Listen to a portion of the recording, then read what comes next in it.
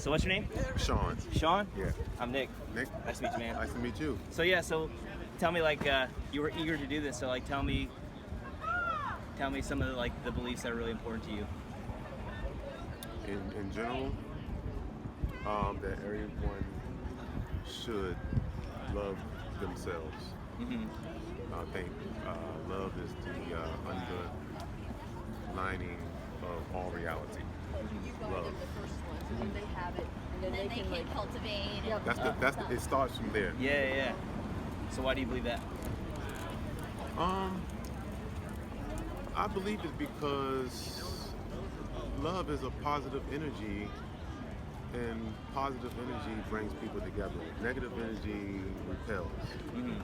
So if you have the positive energy, then you will have more unity, more understanding, and all of the other positive attributes that come with love. Mm-hmm. Yeah. Very simple.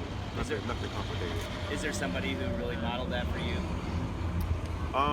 Yeah, my mother, my family, relatives, good friends, my wife, and you learn through examples. You see so many examples, but it also depends on what you're looking for. If you're looking with a negative intention or a negative perception, then you're gonna see negative.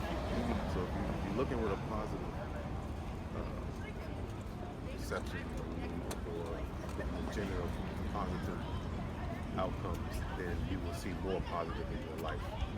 You attract whatever you draw your attention to, you will bring that into your life more. So I think the third eye is sort of like a magnifying glass. So once you zoom in on something, depending on whether it's good or bad intention, that's what you're going to get more of. So how are you doing in the showing love department? I think it's natural. I think it's just who we are, what we're made of. The ingredients in our existence. So it's just natural. It's a flow. The key is flow. And when you go on and on about just that, but when you do things effortlessly, in a more of a flow, 559. You will see that things just comes to you naturally. We're a part of nature, so I don't think when I look at animals, I don't think they're trying too hard to be who they are. They just do it, naturally. So it's the same with us. Sure. Did you grow up in the church at all? Well, my mother's Jehovah's Witness. Okay. Maybe until I was 13, 14, and then my father wasn't. My mother was. They both respected their views. So I guess when I got of age, they asked me did I want to continue to go to church, and I said I didn't. And at that point, I wasn't going to church. Still searching. I had a lot of answers that. Sorry, got flipped over. Okay. I had a lot of answers that I felt like I wasn't getting. I had a lot of questions that I felt that I wasn't getting answers for in the religious institutions, to say that. Did your dad go to church at all? No. Okay. And he was a good man, Yeah. See, that was one of the examples. It's like he didn't go to church. Yeah. Some people, they make it seem as if you don't go to church, then it's not possible for you to get a good outcome or have a good life, because they feel like you're not being guided or you don't have the guidance, on a regular basis to keep you in line.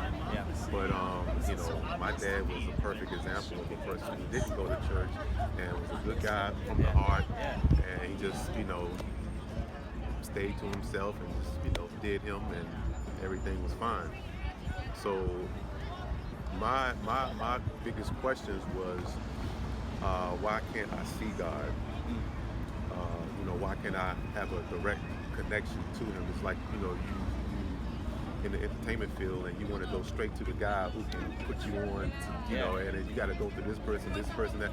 And I felt like that's how a lot of religions was. It was like, I wanted to see the boss, but I had to go through the preacher, or I had to go through other people's, and I was like, why don't I have a direct connection or a hotline or a number that I can call and speak to them directly?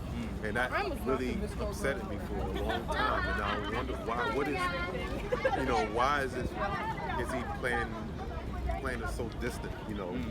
So to make a long story short, my truth now is that we all are gods. We are a part. The reason you can't find them because it's you.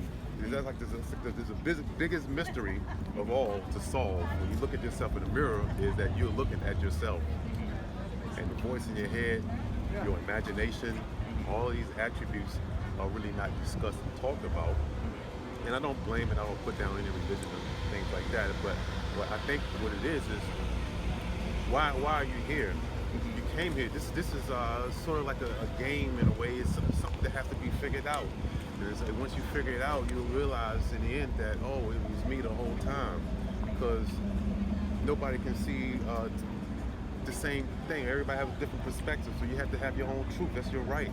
There's no way I can see it exactly the way you see it. No way. So we have to really acknowledge that, and so that means that you define your own reality in a sense. There's no way. You could be good. Everybody's good, but you're still doing it slightly in your own unique way. So that's your reality in a sense. You own that. You own your perception. You own that reality. What you see and how you experience it, all the way until your body gives out. And I think that's what people really should pay attention to and realize that God is always with you. The voice in your head, you can share it with you. You have your own genius, Him. It's inside. It's like, I can't tell nobody that. It's something that you have to figure out on your own. I can sit here and tell you that, but you don't have to believe that. But through an experience of trial and tribulation, and you live long enough, maybe you'll get to the point to see the same way. It's like, oh, you know what? I'm tired of trying to ask somebody else to give me access to Him. Maybe I always did have access to Him, and that was the big mystery, and it's like, so, but my truth helped me be more of a loving person and open person. And when you look at it like that, you know that everything is God. It's impossible to be outside of God. If God is all that is and all creation, then how can you be outside in another realm of that? Good or bad. That's what unconditional love is. No matter good or bad. And that's another thing that a lot of religions don't want to admit. But whether people do good or bad things, God still loves you. That's called unconditional love. So, but we as humans, we judge and you can prosecute you according to man-made laws and stuff like that. We judge, but God is unconditional. So that person might have did something bad. Maybe that's another story. I don't have time to get into all of that. But I know that you don't have all day, but can I just tell you, Sean, a little bit about what I believe? Sure. Basically, Sure. So I'm a Christian. I'm actually a pastor, and what I understood, like you, I want to have a close relationship with God.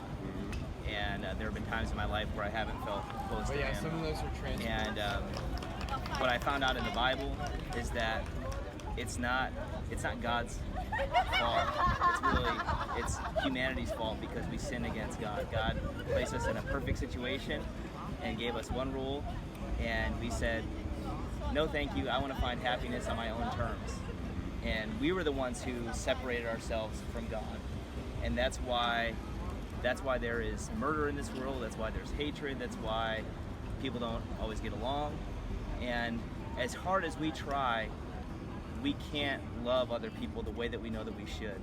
Like even people who aren't Christians, they don't even live up to their own standards. They know that there's a standard that they're supposed to live by, and they don't even live up to it. And that's a reason why Jesus came. He came down from heaven, the Son of God, became man, and lived a human life, and lived a perfect life that you and I didn't live, Sean. He always treated people with respect. He always stood up for the truth. He always, stood up for those on the margins of society, and he preached the truth. He healed. He did all these things, And at the end of his life, he was crucified. He died on the cross, not because he did anything wrong. He actually did everything right. But the world didn't want to hear what he had to say. They rejected him. They rejected that they needed him. So he died on the cross, and the Bible says that he rose from the dead 3 days later.